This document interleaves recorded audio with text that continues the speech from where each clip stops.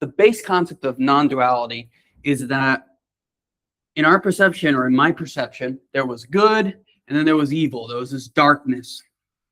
And I would perceive that other people had a less light in them, or were somehow clouded in some way if they were evil or not nice or not kind. And this perception, this non-duality, kind of flips it on its head and it says, the only thing that exists is love. At a fundamental level, everything is just an expression of love. The world, us, matter in all forms, everything that exists has the pure essence of love. Replace love with whatever word you want. But this is the fundamental concept, that this idea of good and evil is an illusion. And to that point, the concept of evil still exists in a relational sense between beings, between people. Like somebody can do something bad to another person and they can feel hurt by this. What I love about this concept is that it communicates how evil occurs. And that is the illusion, the glasses that one person wears to see another person as somebody who is devoid of light or separate from them. The illusion of separation. And thus they're able to do something negative, and this person is affected by that in a real way.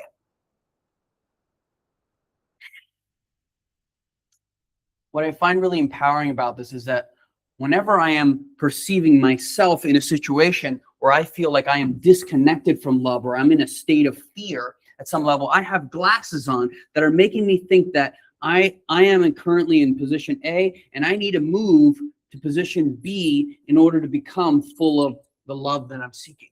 When in reality, if I can change my perception, the internal lens that I'm looking through, I can see that I'm already in that state.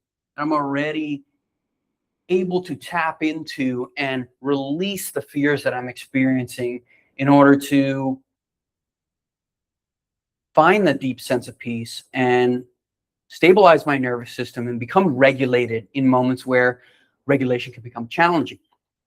So how do you do this? How do you get into this state?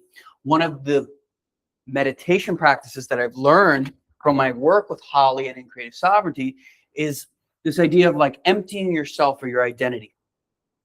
It's going to help to draw this in an interesting way. Here's you, right? Here's who you are, what you represent, how you see yourself. I need to get a thicker marker, huh? In this reality of you, you have all these different concepts. You have your personality, your family, things that you're being stressed out with in your life, things that bring you joy, things that define you, your strengths, your skills, and all these things can serve at times to add friction between your ability to connect with love, right? Because the more you are steeped in this concept of self-identity, the more separate you are from the existence of, or the tapping into the state of peace and love. So this exercise that I've learned is a really fascinating way to escape that illusion of identity, the illusion of separateness that contributes to your feelings of distance from the experience of peace, of gratitude, of fulfillment, of calm. So I want you to sit down, ground, try and imagine and relax your body. Imagine that you're in a really enjoyable place.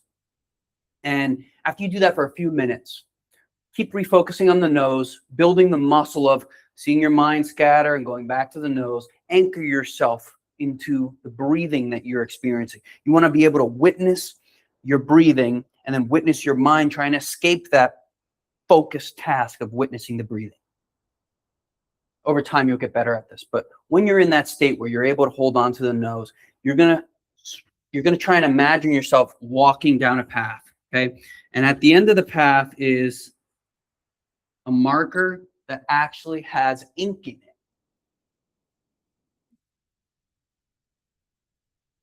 At the end of the path is love, your connection, a state of being where you're going to experience love. At the beginning is you. And you're going to just imagine yourself kind of floating forward towards this. In front of you, I want you to imagine clouds, just a fog. And you can fill those fogs with different things that come up in your mind as you're attempting to walk to this. Imbue all these clouds with who you are, the things that you're stressing about, the things that are on your mind, the things that are occurring in your life. You can see this as images of people in the clouds. You can see this as just like vibrations in the cloud. You can just assign it and toss it into the cloud and know that it's there. But as you walk, you're going to slowly go into this cloud, and your mind, the trickster, the separating identity that wants to trick you or have you experience the illusion that you're separated from love. It may get amplified. Just keep tossing it back into the cloud. Feel yourself going closer to it, imbuing it with any sense of identity or anything that your mind comes up into, and absorb yourself in it, steep everything that's coming up in your mind and dump it into this cloud. As you're imagining yourself walking through, on the other end of this cloud, you're going to slowly see yourself pulling through it and seeing nothing but light, clear, open expanse, the experience of love, a connection to something that is inseparable from who you are. You may see the clouds come up. You'll get caught in your thinking. You're anchoring to your breath. You're pulling back again into that space. If a different analogy comes up while you're in the experience of trying to do this, flow with that. That may be what your mind needs in order to let go and release. You might imagine yourself putting your identity into a box as you're walking towards this thing. You might imagine that you're moving through an ocean. Whatever comes up for you, roll with it and embrace that creative expression. I found that when you get to this space, and what I found in the mentors I've been working with is that they're able to steep and sit in this kind of knowing of their connection to love, into the non-duality of their existence, that at any moment, that regardless of their woes, mistakes, problems, errors in their life, they're able and worthy of being in the presence and in the state of love. It's very clear to them when fear arises, uncertainty arises, and they're cast out of or disconnected from it.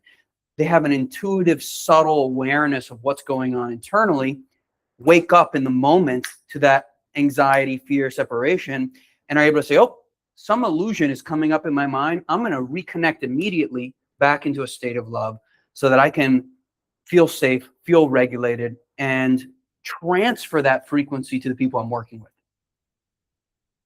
Really powerful concept. It blends into so many different modes and ways of looking at life.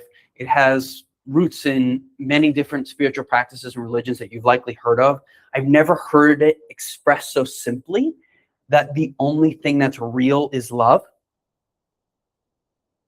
And I know that when many of us hear that, immediately it's like, what are you talking about? There's poverty, famine, struggle, wars, there's people dying, and you're here saying the only thing that exists is love. What are you talking about? And I want to be very clear that I think the most beautiful thing about this is that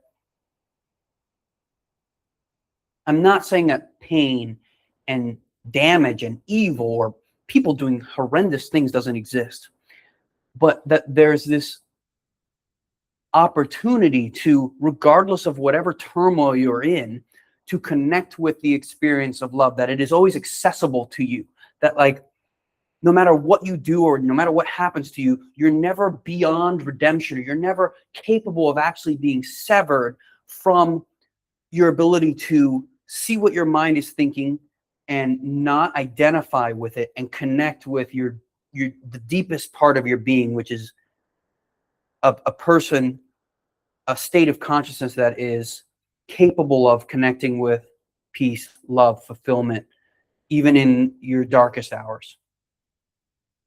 That's what came up. That's what I wanted to share. It's one of the most powerful concepts that I've been exposed to in the past few years, and I feel like it's an underlying foundational through line that I'm holding in my heart as much as possible through the work that I do. If this kind of stuff interests you, check out the links in this video or on my profile, and I look forward to talking to you soon. Thanks.